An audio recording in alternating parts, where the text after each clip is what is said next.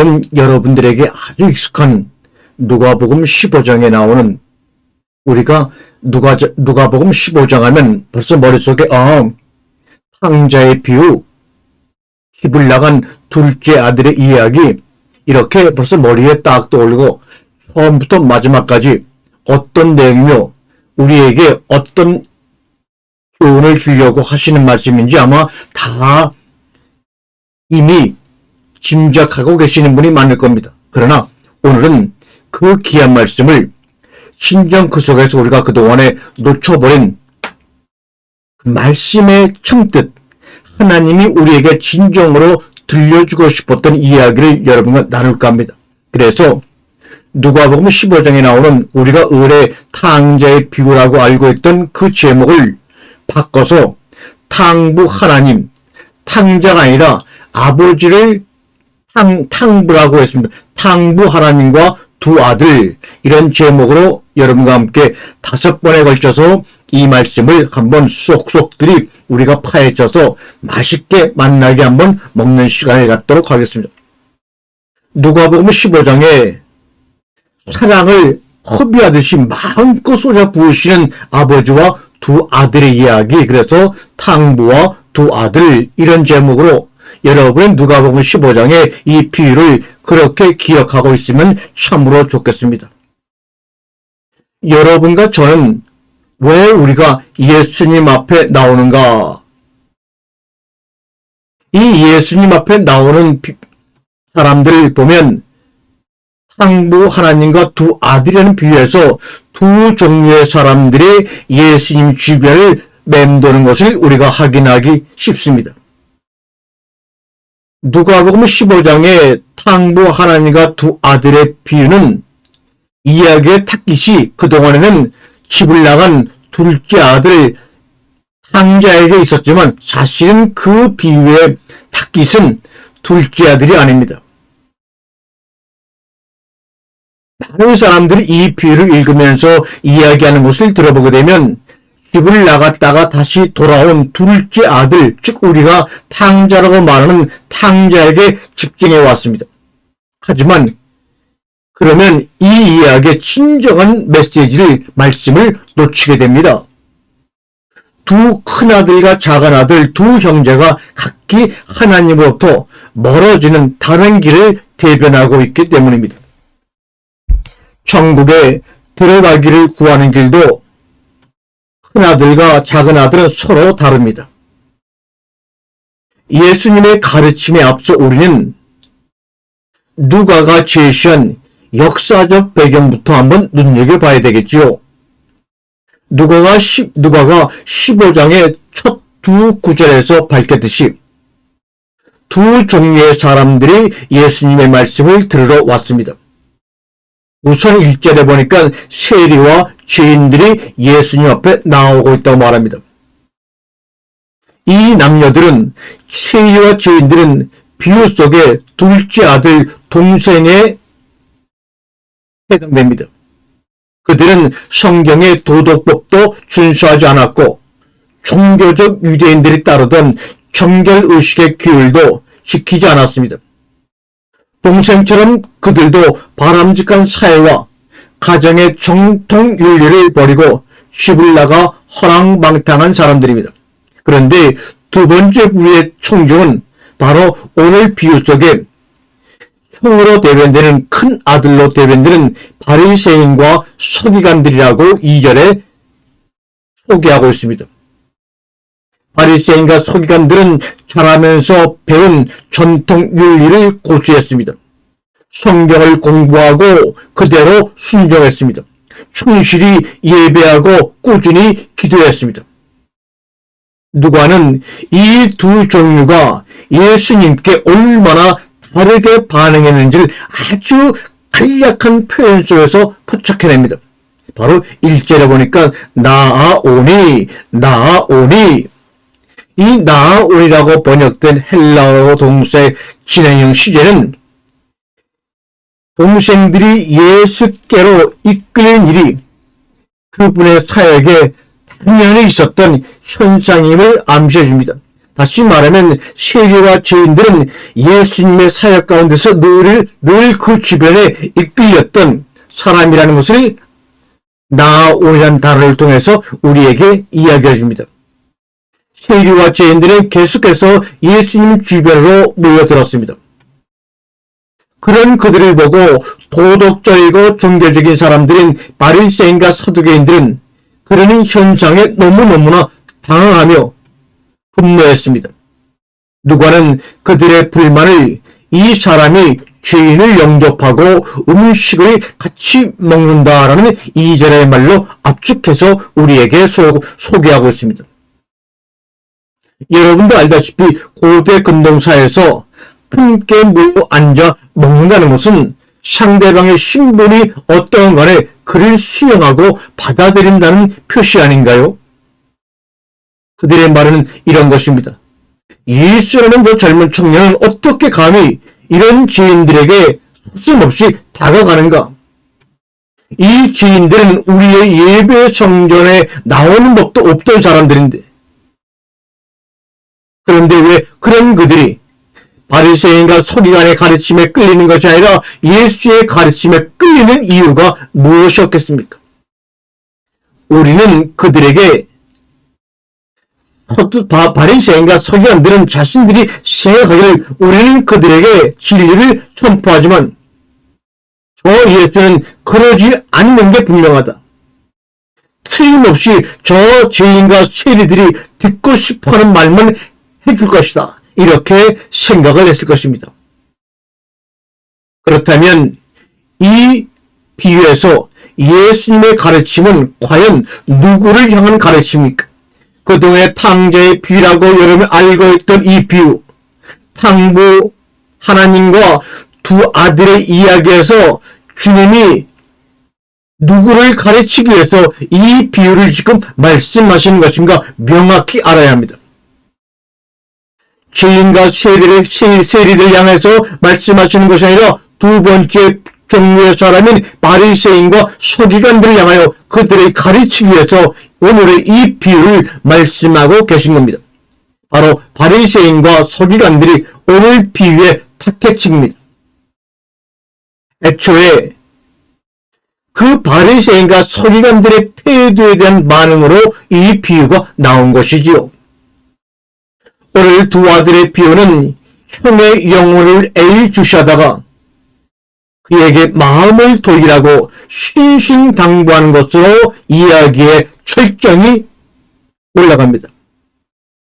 예로부터 교회나 기독교 교육 프로그램에서 이 누가복음 15장의 이 본문을 가르치고 이야기할 때면 늘 누구도 예의 없이 아버지가 회개하는 둘째 아들을 거저 받아준다는, 거의 전적으로 받아준다는 것에 초점이 맞추어 있고 지금도 그렇게 이야기들을 하더군요. 저도 이 비유를 처음 들었을 때 예수님의 첫 청중이 눈시울을 적석 쓸 것이라고 생각했습니다. 그들이 어떻게 살아왔든 하나님이 늘 사랑으로 받아주실 테니 말입니다. 그러나 그렇게 받아들인다면 우리는 이 비유, 이 말씀을 감상적으로만 다루는 것입니다. 오늘 이 누가복음의 비유 이야기의 관역은 제멋대로 사는 세리와 죄인들이 아니라 매사에 성경의 규정대로 행하는 종교적인 사람들인 바리새인과 서기관들이 바로 이 이야기의 관역입니다. 예수님이 타이르시는 대상은 부도덕한 외부인이라기보다 도덕적인 내부 사람들입니다. 그분은 그들이 눈멀고 편협해 스스로 의로운 줄 알고 있으며 그로 인해 자신의 영혼만 아니라 주변 사람의 삶까지도 멸망에 빠뜨리고 있음을 보여주려고 하신 것입니다. 그러니 예수님이 주로 동생들에게 그분의 무조건적인 사랑을 확신시켜 주려고 이 이야기, 이 비유를 했다고 생각하면 정말로 큰 오산입니다. 지금이라도 새롭게 바로 깨달아야 합니다. 이 비유의 본래 청중은 서기관과 바리새인들은 예수님의 무조건적인 사랑 이야기에 감동을 해 눈물 짓기는커녕 오히려 경악하고 괘씸해하며 분노했습니다. 예수님의 취지는 자중의 마음을 훈훈하게 하는 것이 아니라 우리의 범죄를 완전히 허무시는 겁니다. 오늘 이 비유로 예수님은 하나님, 죄, 구원에 대한 거의 모든 사람이 하고 있던 생각이 틀렸음을 지적하고 계십니다. 예수님의 이야기는 동생의 해로운 자기 중심성을 드러낼 뿐만 아니라 형의 도덕주의 삶도 가차없이 비판하고 질책합니다. 예수님은 종교적인 사람이나 종교를 등진 사람이나 둘 다 영적으로 잊어버린 존재들이고 삶의 길도 양쪽 다 막다른 골목이며 하나님과 맺어지는 법에 대해서도 일과 품어온 생각이 모두 잘못된 것이라고 말씀하고 있습니다.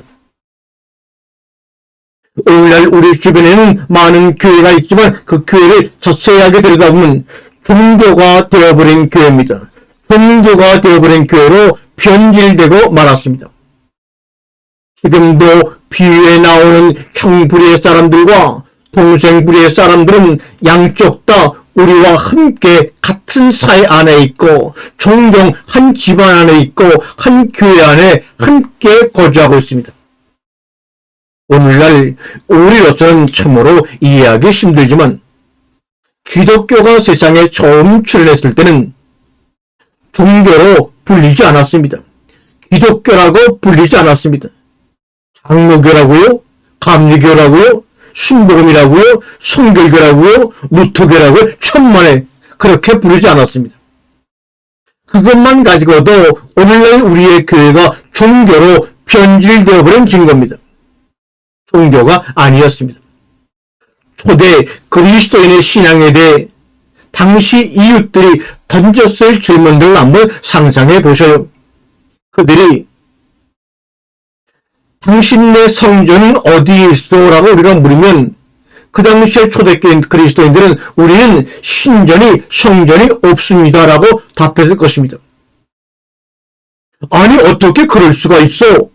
그러면 당신네 제사장들은 어디서 일하는 거요? 그 당시에 그리스도인들은 제사장도 없다고 답했을 것입니다. 그러면 이웃들은 분노하여 바로 대물었을 것입니다. 그러면 당신네 신들을 기쁘게 하는 예배는 제사는 도대체 어디서 드린다는 거요? 그리스도인은 제사도 더는 드리지 않는다고 답했을 것입니다. 왜요? 왜 그렇습니까? 예수님이 모든 사람의 손으로 지은 성전을 종식시키는, 무너뜨리는 참된 성전이셨기 때문입니다. 예수님이 모든 제사장을 종식시키는 마감하는 제사장이셨으며 모든 죄물을 종식시키는 죄물이 되셨기 때문입니다. 이런 말은 누구에게나 금시 초문일지 모릅니다. 그래서 로마인들은 그 당시 초대교인들 향하여 그리스도인들 향하여 무신론자라고 불렸던 겁니다. 그리스도인들이 말하는 영적 실체가 워낙 특이해 세상의 여타 종교와 함께 분류될 수 없었기 때문입니다. 누가복음 15장의 두 아들과 아버지가 나오는 비유를 보면 그들이 그리스도인을 무신론자라 부르는 게 지극히 당연했음을 알 수가 있죠. 유영모 선생님은 하나님을 없이 계신 하나님이다. 없이 계신 하나님. 한번 여러분이 이 말의 속뜻을 한번 묵상해 보세요. 하나님은 계신데 없이 계신 하나님이다.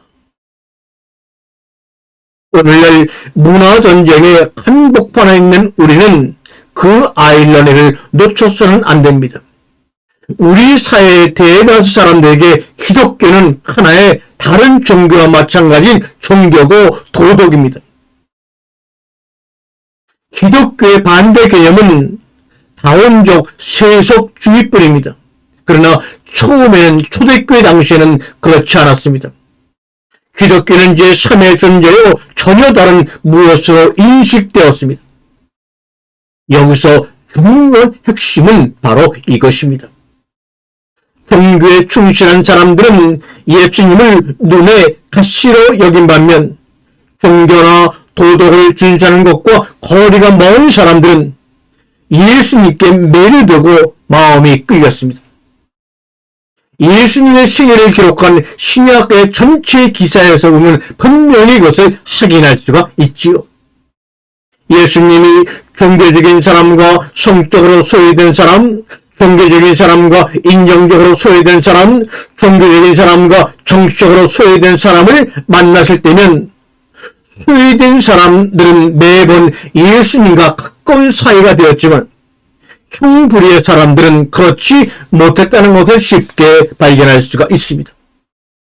위가 높은 종교 지도자들을 향해 예수님은 세리들과 청년들이 너희들보다 먼저 하나님 나라에 들어가리라고 마태복음 21장 31절에 말씀하고 계시지 않습니까?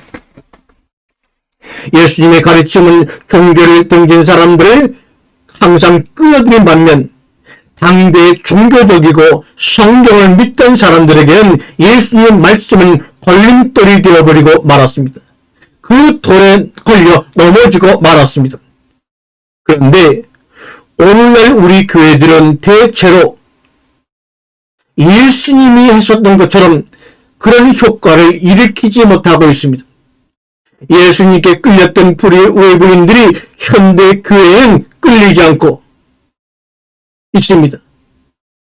가장 전위적으로 하는 진보적인 교회의 경우도 마찬가지입니다. 오히려 현대 교회가 끌어들이는 사람들은 보수적이고 반듯하고 도덕적인 경향들이 있습니다. 인심을 벗어난 난잡한 사람들이나 소외되고 망가진 사람들은 교회를 점점 피해갑니다. 그 이유는 하나뿐입니다. 우리의 설교와 우리의 행실이 사람들에게 미치는 영향이 예수님과 같지 않다면 우리가 전하는 메시지가 예수님이 선포한 메시지와 같지 않기 때문입니다.